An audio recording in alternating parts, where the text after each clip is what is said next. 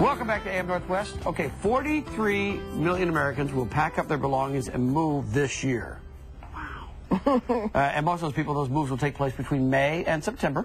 So here to help us make the transition between the old home and the new one a little smoother, we welcome back to AM Northwest our favorite professional organizer, Vicki Norris. Nice to have you back. Thank you. This is it National Moving Month? That's what May is? May is National Moving Month, yes. And you know, we've been in the field for almost 9 years, Restoring Order organizers have, helping people get organized in their home and their office, and eventually they either remodel or they move. Right. So we've been sort of knee-deep in their stuff, and then we got to help them figure out what to do with the stuff and how to move it and how to have a transition between their current home and their destination home. And you get some good points to do that. So, well, let's start, because you say the first tip is to take stock of the old home, right? That's right. So first, well, what we did here is we're going to see some pictures of a family that we worked with, and this is their current home. And one of the things that we did for them is kind of set up a system so that they can manage all the incoming paper. Because, you know, if you're moving, you have all these contracts and new paper that's coming flooding in the door.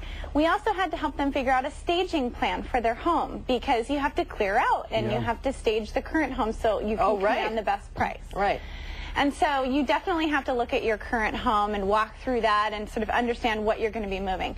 And then the next thing is you want to look at your destination home. So this family happens to be building. And what's really cool, this family is building a home for 3 generations. So the kids, the parents, and then the grandparents are all going to be living here. So part of what we're doing is navigating the needs and desires of 3 generations, you know. And so that's nice to have kind of an intermediary in that process. And as you're assessing the new home, you want to walk through the spaces. You can see here, this is still under construction, but you can still assess the various zones of the home and kind of look at everything from outlets to determine how you're going to use each space. Which rooms are going to be the kids' rooms, which is going to be the bonus room, where are they going to play, and what is storage going to look like? Right. Because that's the ideal time to figure out, if you are in fact building, when you can add in some additional storage. But this works too if the home is already built. I mean, doing the exact same thing. Because you had me do that when I moved into my house. I had to go through and figure out what was going to be purpose for what, right? That's exactly right. And especially in your case, I mean, we wanted to figure out where the art studio was going to be, and we want to figure out, art studio is a fancy name for a craft room. Yeah. You know what, when you sell the house, make sure you refer to it as an art studio, not a craft room. Gotcha. Or as we call it, junk room. Yeah. All right, now, but when you're assessing these spaces and you're moving in, at some point you're physically bringing things in. Right. Are you dumping them into each of these rooms as you pack up the old home and you mark the boxes? Well, hopefully not. That's why we call it an intelligent move. Okay. That's the name of our little program, because most people don't have an intelligent move. They're throwing the socks in with the dog, in with the dishes, and they're just getting out of the door.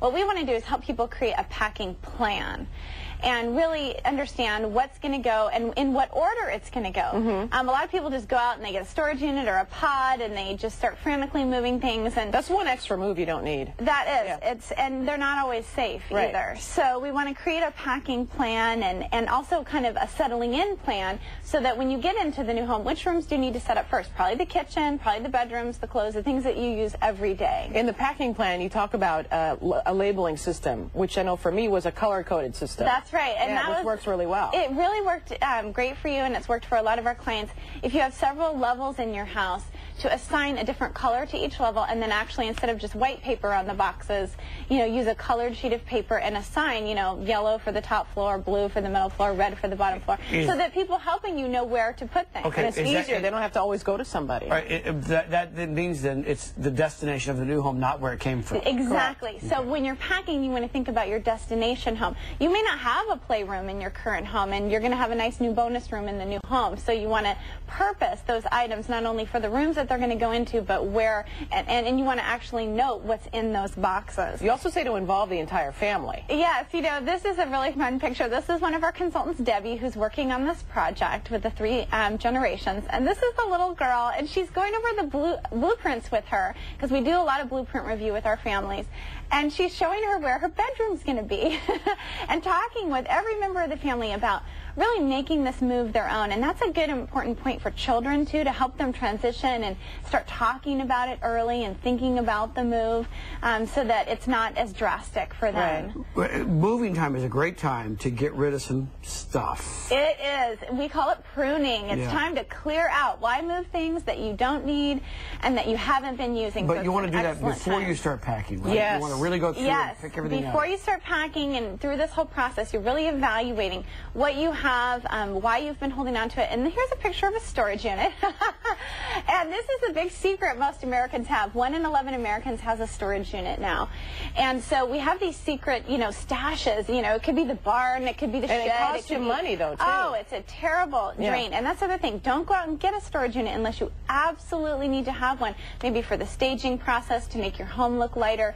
But be very careful because the average stint in a storage unit is 15 months. And it's at that time that you're moving that you're so tempted just to get it and go throw a bunch of stuff in there to get it out of sight, out of mind. But then you forget about it, or you just don't ever have time and energy to get that stuff back. Lots of really good tips, more than we had time for. Well, folks, you have a seminar coming up May 12th at the Hilton in Vancouver. It's a ladies' night out. Okay. Ladies' night out. I'm keynoting with Katie Harmon and also author Karen Kingsbury. So it's going to be a fabulous night. It's free at the Hilton Vancouver. It's going to be a lot of fun next Monday night. I hope people will come out. And we'll have the information on our website too at KATU.com. Vicki, nice to see you. And also you can call Vicki Norris too, Restoring Odor. The number is on the screen right there, and that will also be at K2.com.